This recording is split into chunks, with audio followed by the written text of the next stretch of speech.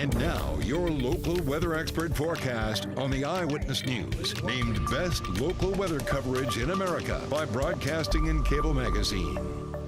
A lot of prep games this evening, and most of our rainfall is winding down. Had decent rain coverage, about 60% of the area getting in on some rain.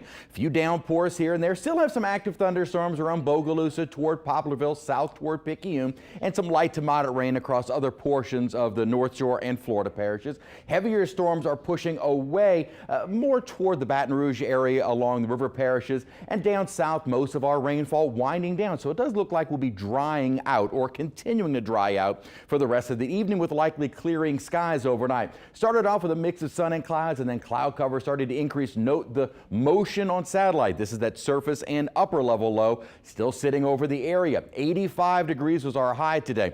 Bit of sun early, but more cloudiness kept our temperatures fairly mild again, and humidity hasn't been awful. Some slightly drier air has been able to move in, and that was apparent from our morning lows. We were in the 60s across portions of the North Shore and even lower to mid 70s, so not a bad start to the day. And keep in mind, we have even drier air that'll be moving in tomorrow. This is that camera looking out toward Lake Leary where the fire is finally out. Mostly cloudy skies outside. 80 degrees our current temperature. Winds have been kind of all over the place depending upon where that the low pressure center is situated. Had a northerly wind yesterday, more southerly wind today, and temperatures in the low 70s and 80s. We even at a time had been in the upper 60s up in Macomb. Rain cooled air. Scattered weekend showers will continue, and then that less humid air moves in by Tuesday and likely sticking with us through most of the week. Tomorrow is the peak of hurricane season.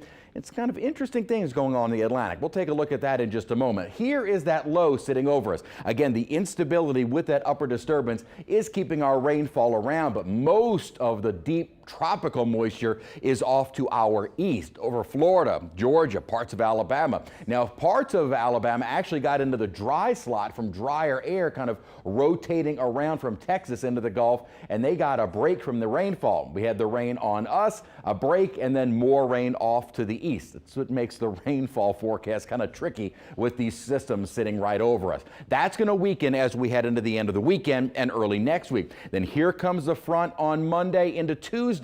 That will bring in that drier air, which looks like it'll last through most of the week. So dew points start falling late Monday, early Tuesday. Tuesday, GFS has started to go a little drier again, 40s, lower 50s, and maybe more 60s across southeast Louisiana. Then that drier air really sticks around through the mid part of the week. By Thursday, Friday, though, we start to see more of an easterly wind, and that humidity will begin to come up. But for Tuesday, Wednesday, Thursday of next week, a more pleasant feel to the air. Again, not exactly a fall cold front, but hey, we'll take it. So the scattered rain this evening and tonight will be ending, and then more scattered showers as we get into the day tomorrow, and a similar day on Sunday. Probably a little less coverage on Sunday. What's interesting out in the tropics, we do have Earl. It never did become a major hurricane. Now, it's possible it still could, but as it moves into the colder waters of the more north central Atlantic, that is looking less and less likely. And systems out over the central Atlantic